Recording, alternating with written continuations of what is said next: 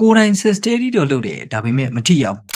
Okay Dynamic Way ကနေပြန်လည်ကြိုဆိုလိုက်ပါတယ်ကျွန်တော်ဒီနေ့ပြောဖို့သမဲ့အကြောင်းအရာကတော့ဘာအကြောင်းအရာမှမဟုတ်ပါဘူးစားတာပါ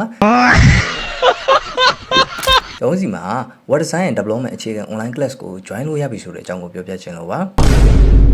ဘာတွေသင်ကြားသွားမှာလဲ HTML5, CSS3, JavaScript Basic, Responsive Design, Bootstrap 5, Tailwind CSS, PHP, MySQL Database, KDK ဒါတွေကိုသင်ကြားပေးသွားမှာပါဆိုတော့ဘယ်လိုလူတွေ join တယ်လဲကိုယ်တိုင် set steady တော့လုပ်တယ်ဒါပေမဲ့လုံးဝမထိရောက်တဲ့သူတွေ programming အကြောင်းကိုစိတ်ဝင်စားတယ်ဒါပေမဲ့ဘယ်ကနေဘယ်လိုစတင်ရမလဲမသိတဲ့သူတွေ join ဖို့တင့်တော့ပါတယ်ဆိုတော့ကိုယ်တိုင် website တစ်ခုတည်ဆောက်နိုင်တဲ့အထိသင်ကြားပေးသွားမှာဖြစ်တဲ့အတွက်သင်ကိုယ်တိုင် project တွေလှုပ်ဆောင်ရမှာဖြစ်တဲ့အပြင် group လိုက်လေလှုပ်ဆောင်ရမှာပါဘယ်လို project တွေလဲ web design project to do app personal portfolio group project individual project တွေပဲဖြစ်ပါတယ်ဒီတန်းက weekend intern ဖြစ်တဲ့အတွက်အလုပ်အားတဲ့သူတွေလည်း join လို့ရပါတယ်ပြီးတော့ဒီတန်းကိုဇွန်လ9ရက်နေ့မှာစတင်ပြီးတော့ဖွင့်လှစ်သွားမှာပါဆိုတော့တန်းကို10ဦးသာလက်ခံမှာဖြစ်ပြီးတော့အထူး promotion နေနဲ့ပထမဆုံးစာရင်းပေးသွင်းသူ9ယောက်ကိုသာ 20% discount ပေးရသွားမှာပါဆိုတော့မိတ်ဆွေအနေနဲ့စိတ်ဝင်စားရဆိုရင်လက်မလွတ်ပဲအများဆုံးစာရင်းသွင်းလိုက်တော့နော်